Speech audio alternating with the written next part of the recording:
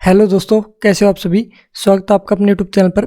तो जैसा कि आपको पता होगा कि हम नाइक सीरीज़ का रिवीजन कर रहे हैं, जिसमें नवीन सर अभी हिस्ट्री करवा रहे हैं, तो उसका हम रिवीजन कर रहे हैं। और जो अभी पीडीएफ देख पा रहे हो, ये हैंड रिटन नोट्स है। जो हिस्ट्री की क्लास चल रही है उसके हैंड रिटन नोट्स है। और ये जो आपको नोट्स है वो आपको हमारे टेलीग्राम चैनल पर मिल जाएंगे, बिल्कुल फ्री में मिलेंगे।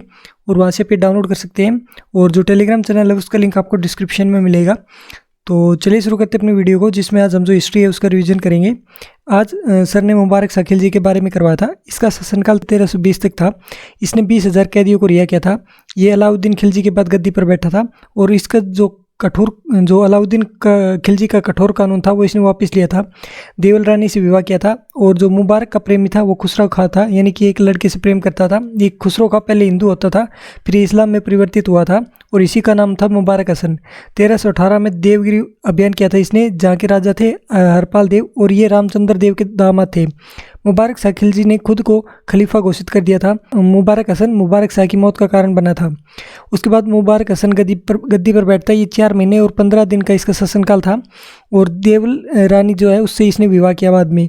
इसने इसके खिलाफ संगठन का जो नेतृत्व किया था वो गाजी मलिक ने किया था। और इसने नारा दिया था, इस्लाम का नारा दिया था। इसने कहा था कि ये मुबारक जो हसन है ये इस्लाम से संबंधित नहीं है, ये पहले हिंदू होता था, बाद में ये इस्लाम में कन्वर्ट हुआ था। तो इसका इसने नारा दिया था। और जो ये गाजी मलिक था ये दीपालपुर पंजाब का गवर्नर था। मुबारक हसन अंतिम खिलजी शासक था। और अलाउद्दीन के समय मार्को पोलो वेनिस से भारत आया था। वेनिस इटली में है। और इसकी पुस्तक का नाम था the travels of Marco Polo. उसके बाद शुरू होता है आपका तुगलक वंश। तुगलक वंश ये 1320 से 1414 तक था। इसका संस्थापक गयासुद्दीन तुगलक था। गयासुद्दीन तुगलक, इसका शासनकाल 1320 से 1325 तक था। इसके पिता का नाम था कुतुब खां। गद्दी पर बैठते ही इस मौनियम अपनाई थी, यानी कि मध्य नीति अपनाई थी। ना ज़्यादा कठोर था और ना ही ज़्यादा नरम जो नीति थी इसकी।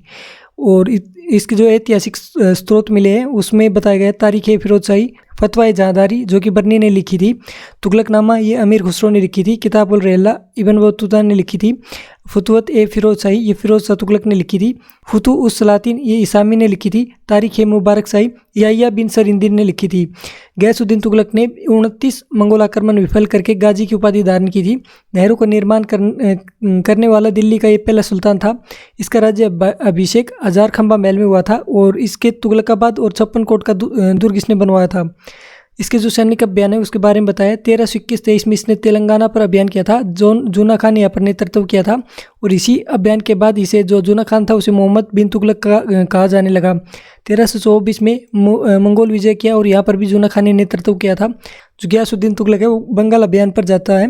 यहाँ पर जो बंगाल था यहाँ पर 3 भाई थे जिनकी की आपस में शासन के लिए लड़ाई थी, जो थे गयासुद्दीन, शिहाबुद्दीन और नसरुद्दीन। जो ये नसरुद्दीन है ये गयासुद्दीन को मदद के लिए बुलाता है। 1325 में बंगाल अभियान से लौटते समय लकड़ी के महल में दबकर गयासुद्दीन की मौत हो जाती है।